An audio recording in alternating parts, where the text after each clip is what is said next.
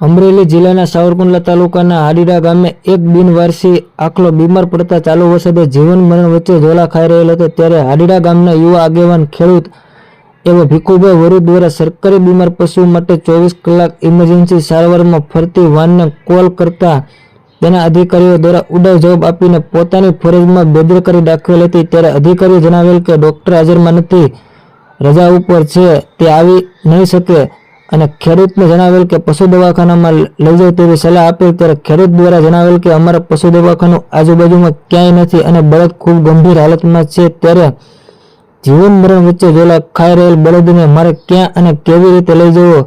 ત્યારે અધિકારીઓ દ્વારા સલાહ દેવામાં આવી હતી કે તમે ગૂગલમાં સર્ચ કરો અને ક્યાં લઈ જવો તેમાં બતાવવામાં આવશે। આવા જવાબ દેવામાં આવ્યા હતા અને આરોગ્ય વિભાગ દ્વારા આવા અધિકારીઓની વોચ રાખવાની ખાસ જરૂર છે। અત્યારે આ મૂંગા પશુ બળદને ભગવાન ભરોસે છોડી દેવામાં આવેલ।